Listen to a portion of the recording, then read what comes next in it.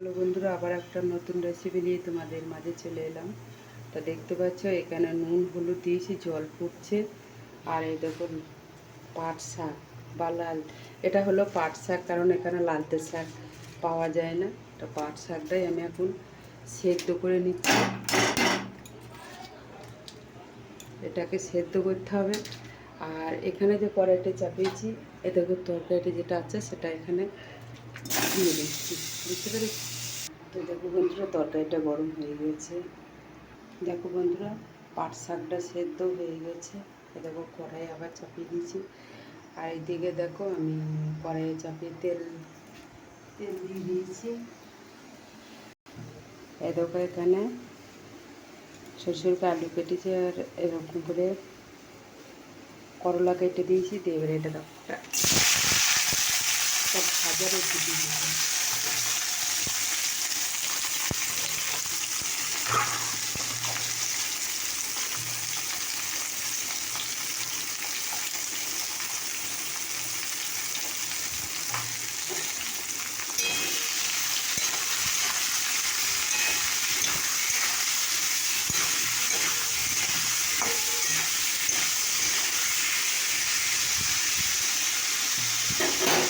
এদিকে দেখো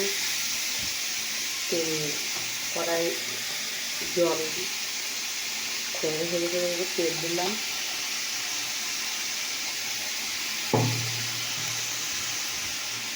লঙ্কা ফেলে দিলাম।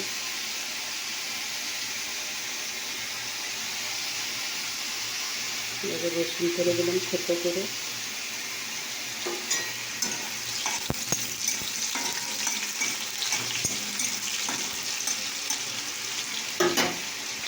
রসুন ফেলে দিয়ে রসুন একটু ভাজা হয়।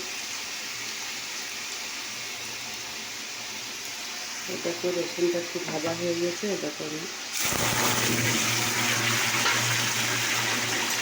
শুকিয়ে দিলাম। রসুন আর লঙ্কা ফোড়ন দিয়ে একটু শুকিয়ে দিলাম। এটা একটু সেদ্ধ হয়ে গেছে।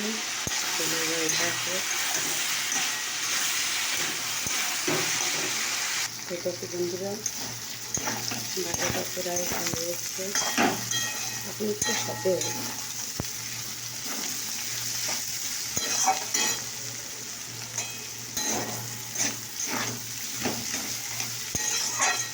করলা আলু ভাজা রেখে দিয়েছে। আর এটা তো পাট শাক হয়েছে। আর এদিকে চুল চাপা দেওয়া আছে। তরকারিটা একটু গরম করা হয়েছে, কারণ এটা তো ফ্রিজে ছিল। আর এটা এখন ভাজা হচ্ছে। তো যাই হোক, তোমাদের এই রেসিপিটা কেমন লাগলো অবশ্যই কমেন্ট করে জানিও। আর তাড়াতাড়ি করে রান্না করা হয় তো, কারণ আমি তো একটা কাজ করি, সেখানে তো আমাকে যেতে হয়। তো তার জন্যে আমি সকালবেলাতেই আমাকে রান্নাটা করতে হয়। আর এটা আজকে সকালে বানাচ্ছি, এটা আবার কাল সকালে ছাড়। রোজে একটা দিন আগে না বানালে সঙ্গে সঙ্গে বানিয়ে দেওয়া যায় না।